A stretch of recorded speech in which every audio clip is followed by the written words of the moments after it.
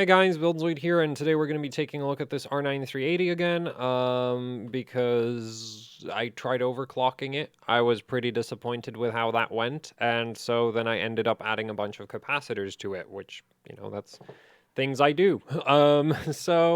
Yeah, and this time around I've actually managed to get oscilloscope shots for every single configuration of the card that I've run. So yeah, if you want to see oscilloscope shots, you should watch the video. That's it. If you don't care about looking at oscilloscope shots, then it's just like go watch something else. Anyway, yeah, so R9 380, there's not really much to look at on the front. Let's take a look at the back. So I've gone to town on this thing. I've added the connector for getting access to the I2C interface of the IR3567B voltage controller that this card uses. And I use the Infineon USB 005 dongle to control that controller. And I found out that my Infineon account got blocked, which makes sense because the idea behind the Infineon does there's no good reason for somebody like me to have an Infineon account. Like the Infineon accounts are meant for you're meant to have one if you're like an engineer at a company that's developing products with Infineon components. So, I'm none of those things, so it doesn't make sense for me to have it doesn't really make sense for me to have access to have an Infineon account, but I am pretty annoyed about that because the only way to get the Power IR Center software for using the USB 005 dongle is with an Infineon account. So, yeah, but that's fine. I already have like an old copy of the Power IR Center software that I downloaded before they blocked my account, which I did like last year. So the thing I'm kind of concerned about is like if there's new voltage controllers, I'll probably have to like make another temporary account, and like I don't know if that'll work again. Like, to be completely honest, I'm kind of surprised I ever got my hands on the Power IR Center software in the first place. So yeah, that though the thing is like you can just buy the dongle off of like DigiKey. So in my opinion, it's kind of stupid that like the software for the dongle isn't like the dongle is available to the general public, but the software isn't, which I think is like yeah. Oh well. Anyway, yeah, so I got voltage control of the card, and that's when I found out that this is another one of those 28 nanometer AMD GPUs that just don't scale with voltage, which is so annoying. So this has a 77% ASIC score it has a 77% ASIC score, and it doesn't scale, like, at all. It does 1140 megahertz core clock on, like, 1175 millivolts. And if you give it like plus 100 millivolts, it still doesn't do 1150 or like 1160 or anything like that. So that is really, really disappointing. I also tried like 25 millivolts, 50 millivolts. It just doesn't scale. So that's not great. And so I thought, hey, maybe the voltage regulation is really bad. So let's throw some extra capacitors at it. But that's not really a good logical way of going about things, because generally speaking, if it doesn't scale with voltage, it's very unlikely to scale with capacitors, because the whole reason cap mods work is because they effectively lift your minimum voltage, which is the same thing that happens when you just raise the average voltage, right? If you raise the average voltage, well, the minimum voltage is relative to the average voltage, so it comes up with it. So, like with that's where you get your benefit in terms of max overclocking headroom. So if raising the voltage by, like if just raising the voltage doesn't do anything, adding capacitors is also very likely to do absolutely nothing. But I can't help myself. I was bored. Also, I've finally gotten a hot plate, a temperature controlled hot plate to use for like soldering, and so I've just been kind of like any excuse to use it because it is so awesome. I'm probably going to do a video entirely just talking about how great it is to have a temperature controlled hot plate. Like the neat thing with the hot plate that you can do with a card like this is I never took off the heatsink when doing any of the soldering, because I just had the hot plate set to like 80 degrees Celsius. So it's not enough to damage any of the plastics, and you could just put this on there And with the card at 80 degrees Celsius instead of like room temperature, it is so much easier to do to do any kind of soldering on the card. Now, admittedly, that hasn't really changed my soldering quality of being kind of blobby, but it's much easier to get the blobs to actually like the problem you normally have if you have like a room temperature high power PCB like this is that it's just not gonna like the solder's not gonna stick to it. It's not gonna wet at all. Whereas with the PCB at like 80 degrees, it actually like yeah, it's still blobby, but it's actually properly attached. Like these capacitors aren't coming off. Um, and yeah, that's my main concern. Multi-layer ceramics are easier, but yeah, for through-hole capacitors, those are always kind of, especially on something like Vcore. On the memory, it's not too bad. I think I could actually like on the memory VRM, it's actually quite easy to do that because that's a low power rail. But on something like Vcore, it's normally kind of difficult to get the solder to wet properly to the PCB. So yeah, the hot plate really helped with that a lot. And so I added 6 1200 microfarad RS8 Nichicon RS8 series capacitors to the V-core. I also added 10 22 microfarad multi-layer ceramics directly behind the core. I had the oscilloscope probe. How convenient, I have the probe. Which it wasn't actually attached like this, but it was basically hooked up somewhere around here. All right, so that was roughly where I was taking the measurement, which you can't actually make that out on camera. Good job, me. Doesn't matter. Basically, I was measuring behind the core. And I also modded the memory, which the memory actually was a very successful modification in the sense that it actually led to an improvement, where the core was a total waste of time as like, well, the thing is, it's like on the oscilloscope, you can see that there is a voltage regulation improvement, but again, like the core doesn't scale with voltage, so it's just like, well, yeah, the voltage regulation's better. I still don't, like, it doesn't clock any higher, so that didn't make a difference. But the memory, on the other hand, did actually improve in terms of overclocking headroom, and also, like, the oscilloscope shots look actually great. So, anyway, for the memory, I had one probe hooked up over here and one probe hooked up over here because I wanted to see if, like, what kind of difference there is between probing a memory chip really close to the memory VRM, which is right over here, compared to probing a memory chip far away from the memory VRM, which, you know, this is about as far away as you can be from the memory VRM, which is over there. Maybe this... I'm pretty sure this is about as far away as you can be from the memory VRM. Anyway, so yeah, you know, so I probed the memory rails as well, and on the memory I added, I believe, 647 microfarad multi-layer ceramics and then a random amount of 22s. I say a random amount of 22s because I have a bunch of like 22 microfarad 0603s, and they're like one really cheap and they're super convenient because 0603 means like they're smaller than the 0805, so they fit in more places. They're not as tall if you stack them. They're awesome. They're really, really great. I love them.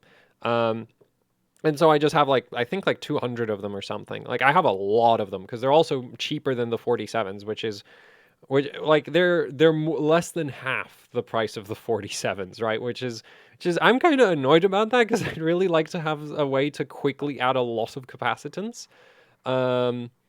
In a like small form factor because, you know, like yeah, your through hole capacitors are great. That's like a 560. Those are 1200s, right? So tons of capacitance, but they're huge.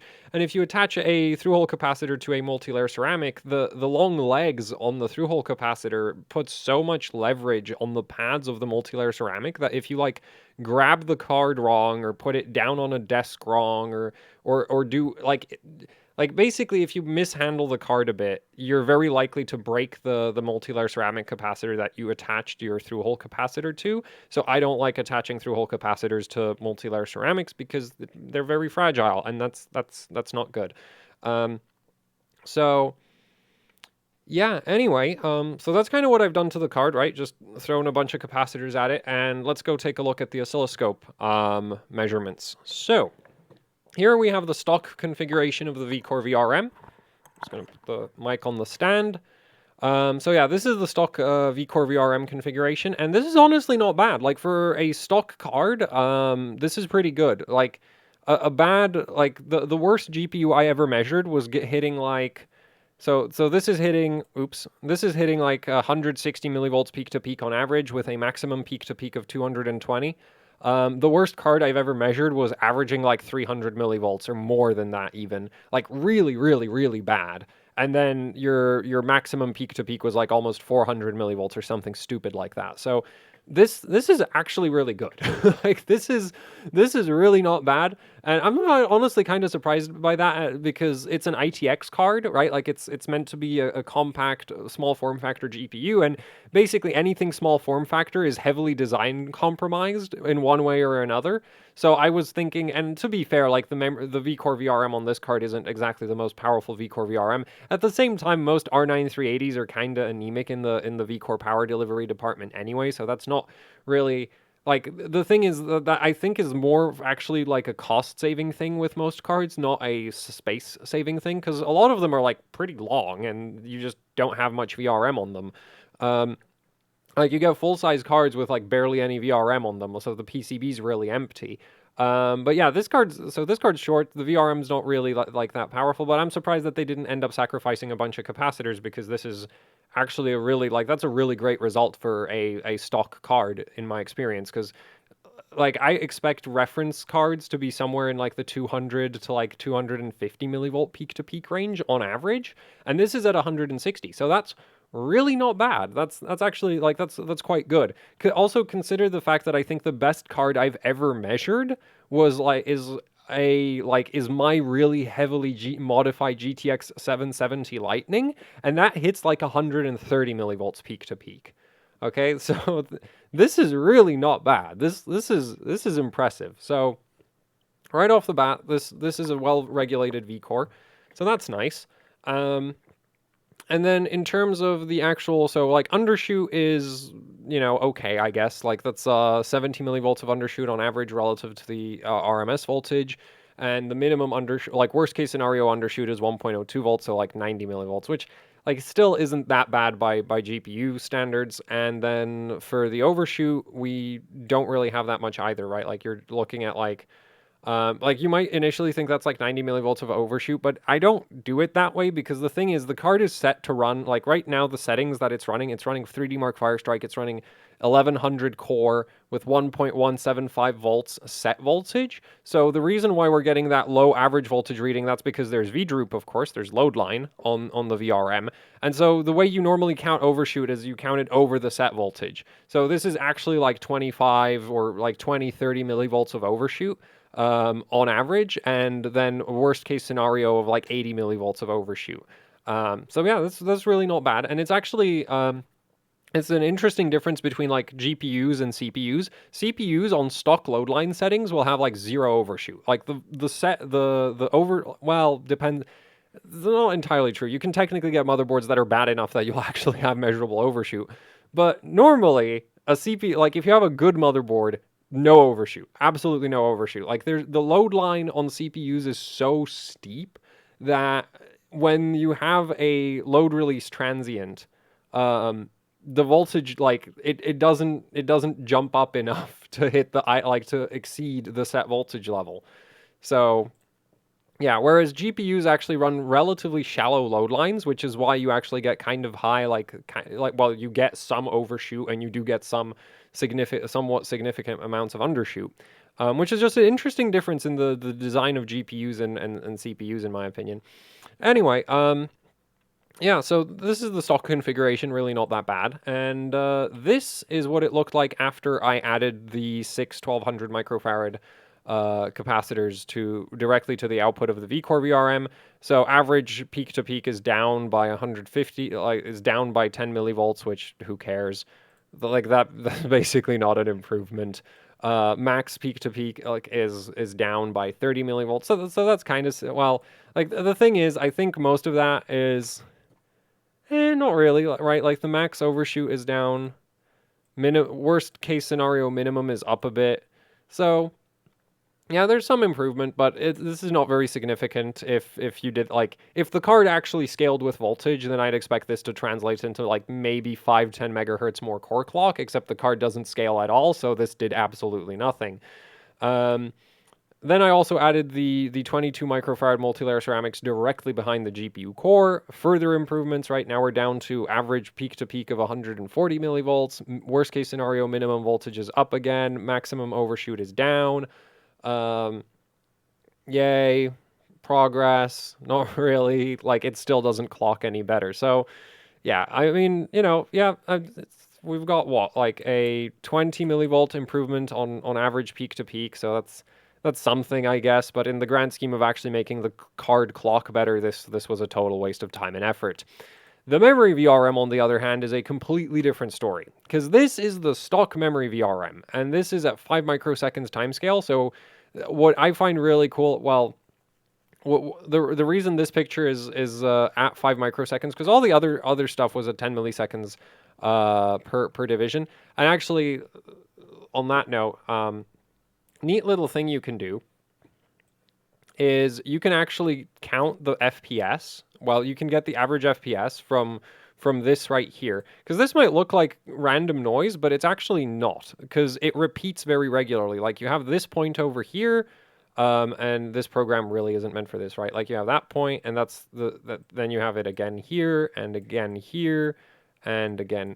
Oh man. Okay, well, you get the idea. So it repeats, and so you've got like 1, 2, 3, 4, 5, 6, 7 of those. This is 12 divisions across the screen, so we have 120 milliseconds here. So you can get the frame time, like you can get the average frame time by just taking the 120 and dividing it by how many of those repeated points you have. And you could have used any other point, because the noise that we're actually seeing in the wave, like the spikes in the waveform that we're seeing, they're caused by the frame render cycle, which is why they're so regular and why you can count the frame rate from that. So yeah, if we divide that by 7, we get a frame time of 17.14 milliseconds on average. And now if you divide 1,000 by that, which I'm really not that great at using the Windows calculator, so we're just going to copy that. So you divide 1,000 by that, you can get the frame rate. Bam. And so that's about 58.3 FPS, which is, like, I don't know which specific part of Firestrike I actually paused this at. But yeah, Firestrike on this card at the settings that I was running sort of around, like, down to, I think, like 40 FPS and up to around 62. So yeah, that's the frame rate, right? Like at this part, we were around 58 FPS. So that's kind of neat that you can do that if you have the oscilloscope zoomed out like this. Anyway, with the memory VRM, I have measurements that were done with 10 milliseconds per division timescale, but this right here is at 5 microseconds. And the reason this is zoomed all the way into 5 microseconds is because the memory VRM is a single phase, and you can very clearly see that here. Because these regular up, down, like this very regular, like triangle, like, yeah, like the triangle waveform we're seeing here. Yeah, that's the switching cycle of the single phase memory VRM. I did not want to see that. Right? Like this is terrible, because this is also like, what are we at? We're at 20 millivolts per division. So this is like 30 millivolts of just like switching noise from the VRM itself, which is like, that's not great. That's not great at all. If you tried to take this measurement on like a 4-phase Vcore, and this is at idle, this isn't at full load, this is idle. If you tried to take this kind of measure, like if you tried to zoom in like this on an idle like core voltage VRM, which, like a 4-phase or something, you wouldn't really see anything. But here, yeah, this is a horrible mess. And then of course we have these like really tall spikes in that, which I'm not entirely sure where they're coming from. Unfortunately, the frequency counter is not being very cooperative with this right now. I'm not entirely sure why. Yeah, that doesn't matter, because I did manage to capture this this image right here, and there we're getting, the 330 kilohertz switching frequency of the VRM. And this is after some modifications. This isn't the stock version of the VRM. Also, I should have probably run the 20 megahertz bandwidth limit when trying to get when trying to capture the switching frequency from the output of the VRM. But just because it would have gotten rid of some of the really fast spikes in that, but I hadn't thought of that at the time, because yeah, kind of dumb oversight on my part. But the thing is, I do all of the testing with because this is a Rigol 1054, what is it, DS1054Z, and I have it unlocked all the way to the 100 megahertz bandwidth. And I do all the testing at the full 100 megahertz bandwidth, because Well, if you go read like old CPU, like motherboard design documentation, it's like you should test your VRM at 20 megahertz bandwidth. But then if you read the more recent, if you read like the more recent test guidelines from Intel for voltage regulators on modern motherboards, they say you should be doing like 100 megahertz bandwidth. You also shouldn't be using a 10x passive probe, but I'm not soldering coax to multi-layer ceramics. Like, no. Like, as I said, like, I'm not attaching through-hole caps to multi-layer ceramics, and even less so, I am attaching, like, coax is absolutely not going anywhere near any of the multi-layer ceramic capacitors on my GPUs, because it's a very long, very stiff cable, and it is just going to absolutely destroy them. So, like, I could have used, just coax directly to the card, and that would have given me a better, like, that would have probably been a better probing technique. But I don't think in the grand scheme of things, don't think it would have given us massively more useful measurements, right? Like there's like the criteria here is like I'm not trying to compare if one GPU, if like one R9 380. Well, no, like if I use the same probing technique on everything, then I'd say the measurements are comparable, even if the probing technique itself isn't necessarily the best possible technique I could have used. So that's kind of my justification for not going with the like using coax to the card, because I don't like breaking cards. So yeah, so this is just with a 10x passive probe, which I need to run the probe at 10x in order to get the full bandwidth out of it, because at 1x being a passive probe, it's like I think 15 megahertz or something. So anyway, yeah, which obviously like having to run like running the probe at 10x means that we do have some issues with like quantization, which you can't actually see when you're just using the scope, but when you zoom in on the images, it's pretty noticeable. And this shot's not that bad for it, but anyway, so my kind of dodgy probing technique aside, this is horrible. Okay, like this is not what I want to see when measuring any power rail like ever. I don't want to see the VRM switching on and off. The random spikes, I'm not sure if they're from the VRM. They're maybe just from the memory doing memory things. Um, but yeah, the fact that we can very clearly see the switching cycle of the VRM is just like, okay, that's very disappointing. So anyway, here's what it runs like with the extra capacitors that I added. And the crazy thing is, this looks like it's on a different like voltage scale, right? But it isn't. This is 20 millivolts per division. This is still 20 millivolts per division, but it's like almost half the size. So now the peak to peak is just 50 millivolts. And yeah, even on and also you'll be like, there's the two lines. So the pink line is the capacitor, is the memory chip closest to the memory VRM, and the yellow line is the far away memory chip. And you can also see that there's a slight loss in voltage just due to the distance from the memory VRM. So the far away memory chip is getting slightly less memory voltage than the nearby memory chip. But yeah, so now it's this is much better, right? Like that is a huge improvement right there.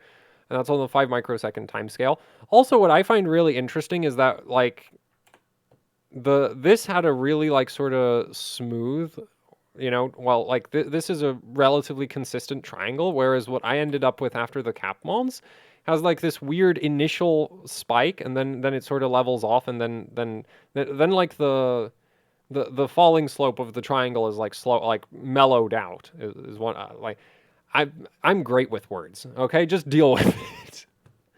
Anyway, and I think what's going on with that is that this right here like is mostly caused by the big 560 microfarad polymer that I threw on. And then the initial spike, like that initial spike upwards is still there because that polymer is too slow. So I think what I'd want to do at this point, so what I'm thinking of doing is I'm kind of toying with the idea of like whacking a whole bunch of the 22 microfarad multi-layer ceramics right on the output of the memory VRM to try like get rid of this upward spike. Though it is worth noting that the upward spike is kind of irrelevant in the grand scheme of like overclocking. because overshoot doesn't cause blue screens. Undershoot causes blue screens. Overshoot doesn't. So overshoot looks ugly, but it really doesn't matter that much. Whereas undershoot, like that's the bottom end of that spike, and um, yeah, that seems to have improved quite a bit. But anyway, I should have probably been taking minimum voltage measurements instead of just average voltage measurements. But yeah, so I mean, I not average voltage. I mean minimum voltage instead of peak to peak, because again, like peak to peak is like not nice to look at when you want to feel like you've made some large amount of progress, but really what you want to see is if the minimum voltage has improved, because shaving off a bunch of overshoot really doesn't, like, it doesn't improve overclocking headroom whatsoever. And anyway, so at the 5 microsecond timescale, yeah, we can see some interesting things. 10 millisecond time scale now. This is idle, right? And this is before the cap mods, and so we're getting 90 millivolts peak to peak on basically both capacitors, on both the nearby memory chip and the far away memory chip. And this is after the capacitor mods. And now we're getting, like 66 millivolts peak to peak on the memory chip closest to the memory VRM, and like 67 millivolts peak to peak on the memory chip furthest away from the memory VRM. So they're still very comparable, but this is idle. There's no load, so there's not really going to be a lot of current coming out. Like, there's not going to be a lot of current flowing through the memory power delivery. So let's talk about load. So this is running Firestrike again. And again, we can actually sort of count the frame rate from this, because you have these like regular, spikes in this, which is pretty neat. And again, we have, I think, 1, 2, 3, 4, 5, 6 of them. So this might be one of the slower parts of Firestrike, right? And again, like, you just do the whole thing. So this would be because 120 milliseconds timescale, and there's 6 spikes. So we're just going to skip the whole doing the first part of the math. We're just going to do that. We're getting like 50 FPS, which, yeah, that's roughly what Firestrike was running at.